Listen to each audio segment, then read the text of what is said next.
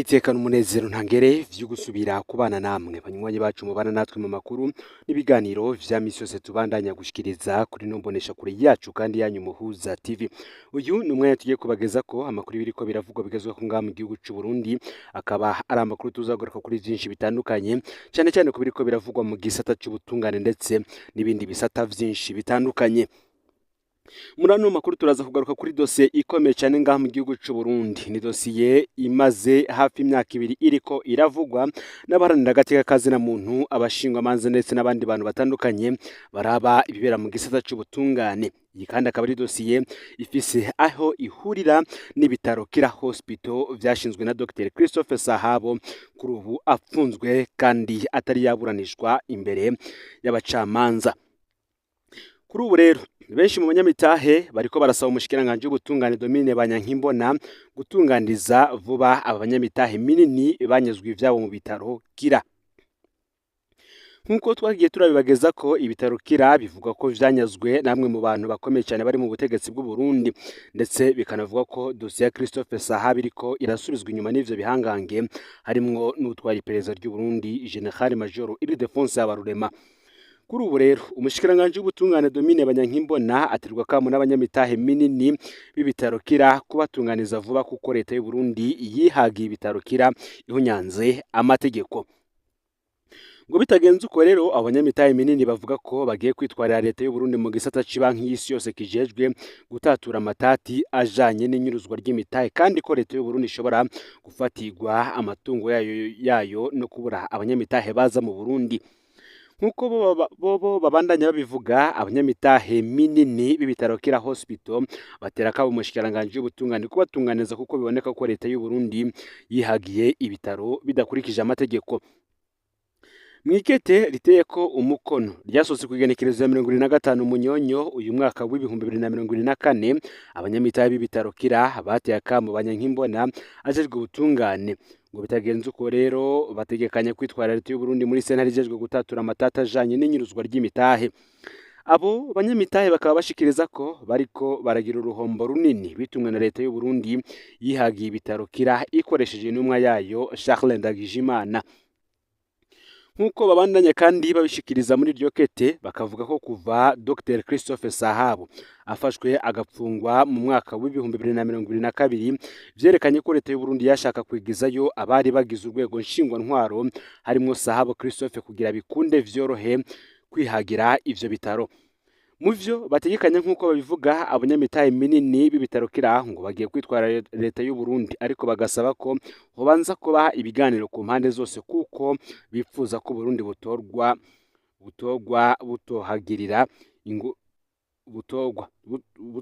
butohagirira ingorane zikomeye.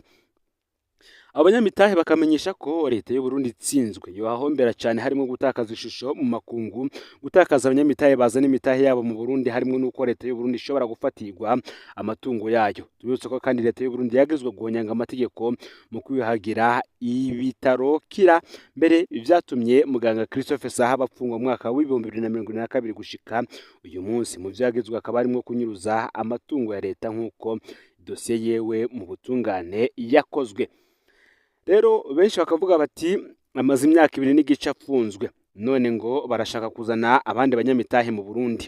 Uyu nta wundi bariko baravuga ko ku mbuga ngurukana bumenyi zitandukanye atari Dr Christophe Sahabo yize amashuri y'ubuganga mu Busuwisi, aho yogumyeyo nk'abandi agaruka kuvura abarundi. Yarondeye abaguzi atunga mu Busuwisi bafatanya n'abarundi batanguza ibitaro vy'akarorero mu karere kose Kira Hospital.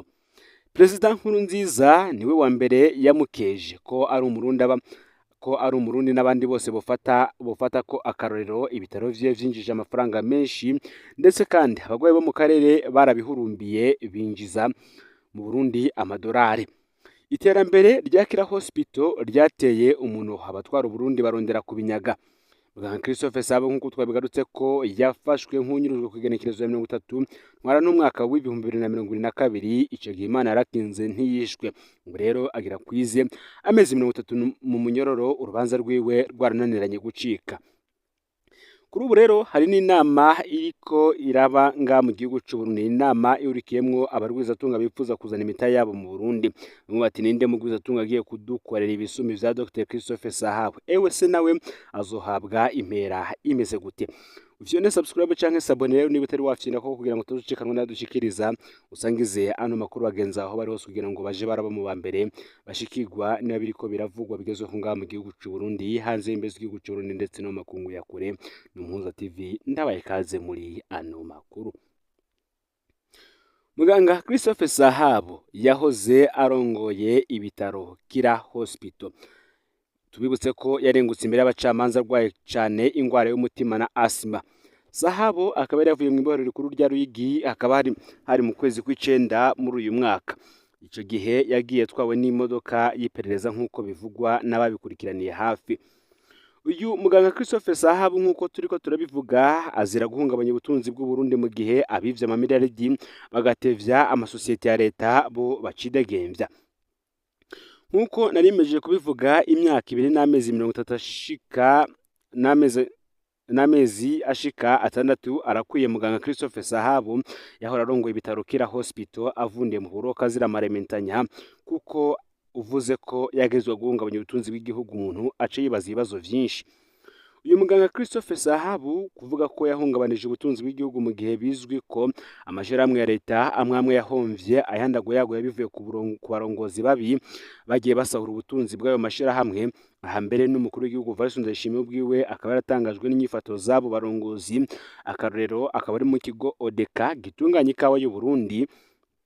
Aha kandi benshi ntibokwibagira amafaranga yanyurujwe angana n'imiliyardi 54 z'amafaranga y'amarundi yaragenewe kubaka urugomero rwa Mpanda no gushika isaha dosiye yarubitswe. Vyumvikana rero ko muganga Sahabu yaraje guteza imbere igihugu, umwagirije guhungabanya ubutunzi bw'igihugu bigoye gutahura. Ikibabaje cyatangaje abantu kandi n'ukuntu muganga Christophe Sahabu yarengutse muri sentare nkuru ya Muha ameze nabi cyane, agwaye umutima, asima, ndetse kandi agitangura kuvuga atangura kuyogwa cyane n'ivyavuye bitamworohera kubandanya urubanza. Urubanza ruca rwungururizwa ku igenekerezo y'17 Nyakanga uyu mwaka. Ni mu gihe abari mu mugambwe uri ku butegetsi bamwe bakunze kuvuga ko hari abarundi b'inyanka Burundi bacafuza Burundi, ariko ntibamenye ko ahubwo ngo ivyo bakora bibi arivyo bitanga isura mbi mu makungu no mu karere. Bikavuga ko umwe mu bantu bafashe ingendo kugira nabi muganga Christophe Sahabu ari urongoye iperereza General Ildefonse Habarurema. Uyu ngo niwe ari nyuma y'amabi yose ari gukorerwa Christophe Sahabu. Gusa Veniyozima asanzwe aburanira muganga Christophe Sahabu yemeza ko General Major Ildefonse Habarurema arongoye iperereza mu Burundi ari wari inyuma y'agatotezo kariko kagirwa muganga Sahabu, akaba ari nawe mbere yategetse ko akurwamwo amaserumu adakiza agasubizwa mu ibohero rikuru rya Ruyigi. Muganga Sahabu akaba yaramaze gukurwa mu bitaro, kuri ubu akaba ari mu ibohero rikuru rya Ruyigi ategereje kuzohabwa irindi sango kugira ngo azoje kumvirizwa imbere y'abacamanza. Muti rero dosiye ya Christophe Sahabu iteye ite? Uyu n'umuganga yitangiye igihugu cyane akizanira ibitaro vy'akarorero mu karere Kira Hospital, ibitaro bigezweho kandi vyinjiza amafaranga y'agaciro mu gihugu. Aho gushimirwa rero yishuwe ikibi kitagira izina kandi kibishe, guhagarikwa nk'umumenja, kwambikwa ibara, kunyagutwiwe, gupfunga utaburana, kandi ibi byose bigakorwa n'abategetsi bahambaye cyane, ubutungane imbere yabo bwo burajugumira. Reka tugaruke kukungene Christophe Sahabu vyagenze kugira ngo afatwe. Benshi bakanavuga ko iyi dosiye ya Christophe Sahabu ari dosiye rwose itanga ishusho ritabesha ry'ubutungane ku ntwaro ya Perezida Ndayishimiye. Kwigenekerezo mwijoro ry'igenekerezo ya 30 Ntwarante umwaka wa 2022 muganga Christophe Sahabu yahagaritswe na Colonel Alfred Innocent Museremu yatwara iperereza hagati mu gihugu, amusanze mu biro kuri Kira Hospital amujana mu gasho k'iperereza, amumaze iminsi 5 umwe mubonye mu muryango wiwe. Kwigenekerezo ya mbere ukwezi kwa 4 umwaka wa 2022 kandi ikete ryagiriza muganga Christophe Sahabu ryarasinywe n'abarongo ya masosiyete yane ya leta afise umutahe muri Kira Hospital. Nikete ryandikiwe umukuru w'igihugu rivuga ko bakuye ishizere kuri muganga Christophe Sahabu. Nukuvuga ko muganga Sahabu yafashwe ivyagirije ibisigara birarondegwa mu nyuma. Ivyaha muganga Christophe Sahabu yashizwe ko ntaho bihuriye n'ibibazo vy'umutekano, n'ibibazo bijanye n'uburongozi bw'ishirahamwe ry'ubudandaji be n'impari zaduka hagati y'abanyamitahe muri sosiyete. Ivyo bibazo rero bakavuga ko bitaraba iperereza ahubwo vyari vyerekeye sentare y'ubudandaji. Muganga Christophe Sahabu kandi yategetswe gusinyira mu gasho ko atanze imihoho mu buyobozi bwa Kira Hospital, gutyo ategekwa gufata ingingo itagira umwidegemvyo. Mu nyuma muganga Christophe Sahabu yarajanywe muri parike apfungirwa mu mpimba y'Ibujumbura, hanyuma ajanwe mu iborero rikuru rya Ruyigikure y'umuryango ndetse no kure ya sentare imujejwe.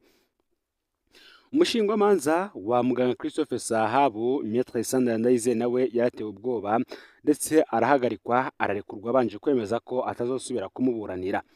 Inyuma y'umwaka apfunzwe muganga Christophe Sahabu ntiyigeze aja kuburana, umwaka wa kabiri nawo waciyeho ataburanye, ndetse no mu minsi yeze ubwo yaragiye kuburana nabwo ivyajemwo ibibazo vyinshi cyane kuko yarakitswe n'amagara. Ntarigera rero aje kuburana imbere y'abacamanza. Muganga Christophe Sahabu yari kurenguka irya mbere muri uyu mwaka imbere y'abacamanza, ariko ku munota wa nyuma nabwo sentare yamumenyesheje ko dosiye ya yiwe isubijwe mu matohoza muri parike. Intumbero nyamukuru iboneka y'ipfungwa rya muganga Christophe Sahabu ni ukumwaka ubuyobozi bw'ibitaro Kira Hospital no kurondera ibitaro vyigarurirwa n'abo ubutegetsi bushatse. Ni intumbero yo kumunyaga. Umukuru w'igihugu bwiwe yarigeze kwivanga muri iyo dosiye, aravuga ko nawe yari kumupfunga kubera inyungu za leta zari zibangamiwe muri sosiyete Kira Hospital. Umuhinga yigenga yitorewe n'abapfungishije muganga Sahabu be n'amatohoza yakozwe n'ubugenduzi bwa leta yarerekanye ko ibiharuro vy'imitahe ya leta n'iyabigenga muri Kira Hospital imeze nk'uko vyari mu maraporo yagiye arasohoka imbere y'uko muganga Christophe Sahabu afatwa. Ifungwa rya muganga Christophe Sahabu kandi ryerekana ubutungane butigenga bukoreshwa mu ntumbero y'abategetsi bashaka butubaha uburenganzira bwa kiremwa muntu, bukoreshwa mu gufyonda umunyagihugu no kumunyaga utwiwe, nk'uko vyabaye kenshi muri kahise. Ngo ubutungane rero bwo kuri iyi ntwaro nabwo nubwo gukandamiza. Ni mu gihe benshi bavuga ko umukuru w'igihugu Evariste Ndayishimiye yamye yamiriza kenshi abacamanza. Aha rero akaba ariho umuntu asigara yibaza nimba akarengane gakorerwa Christophe Sahabu kashoboka kadashigikiwe n'abo ku rwego rwo hejuru nk'uko bivugwa. Nk'uko kandi twatanguye tubivuga, abantu bafise imitahe minini muri Kira Hospital bakaba bavuga ko bashobora kwitwarira leta y'u Burundi mu makungu, cyane cyane mu banki y'isi yose, kugira ngo barabe ivy'iki kibazo kiri muri Kira Hospital. Abanyamitahe nk'uko natanguye mbivuga bakaba batera kamo umushikiranganje w'ubutungane Domine Banyankimbona kubatunganiza, kuko biboneka ko leta y'u Burundi yihagiye ibitaro Kira bidakurikije amategeko. Mwikete basoye ku igenekerezo 25 Munyonyo uyu mwaka wa 2024, ni mu ndwi iheze, abanyamitahe b'ibitaro Kira Hospital bateye akamo Domine Banyankimbona kubatunganiza bitagenze uko bategekanya kwitwara leta y'u Burundi muri sentare ijejwe gutatura amatati ajanye n'inyuruzwa ry'imitahe. Abanyamitahe kandi bagashikiriza ko bariko baragira uruhombo runini bitumwe na leta y'u Burundi yihagiye ibitaro Kira ikoresheje intumwa ya Charles Ndagijimana. Nk'uko rero babandanya babishikiriza muri iryo kete, bakavuga ko kuva Dr Christophe Sahabu afashwa agapfungwa mu mwaka w'2022 vyerekanye ko leta y'u Burundi yashaka kwigezayo abari bageze urwego nshingwantwaro harimo Sahabu Christophe kugira bikunde vyorohe kwihagira ivyo bitaro. Mu vyo bategekanye nk'uko rero abo banyamitahe babivuga, abanyamitahe minini b'ibitaro Kira bagiye kwitwara leta y'u Burundi, ariko bagasaba ko ubanza kuba ibiganiro ku mpande zose, kuko bifuza ko Uburundi butohagirira ingorane zikomeye. Abanyamitahe kandi bakamenyesha ko leta y'u Burundi itsinzwe yohahombera cyane, harimo gutakaza ishusho mu makungu, gutakaza abanyamitahe bazana imitahe yabo mu Burundi, harimo nuko leta y'u Burundi ishobora gufatirwa amatungo yayo. Tubibutse ko leta y'u Burundi yagezwe guhonyanga amategeko mu kwihagira ibitaro Kira, mbere vyatumye muganga Christophe Sahabu apfungwa kuva mu mwaka w'2022 gushika uyu munsi atari yanaburana mu vyagirizwa, harimwo kunyuruza amatungo ya leta. Ngaho rero amakuru yaragizwe ko muri kano kanya ufyone subscribe canke sabone bivanye naho uherereye, niba utari wafyenda ko kugira ngo utoshyikanwa n'adushikiriza. Usangize kandi no makuru bagenza aho bari hose kugira ngo baje barabo mu bambere bashikirwa niba biriko biravugwa bigezweho ngaha mu gihugu cy'u Burundi. hanze imbere z'igihugu c'Uburundi ndetse no mu makungu ya kure. Ni Umuhuza TV rero, Imana ibahezagire mu bikorwa vyanyu vya misi yose muriko murakora.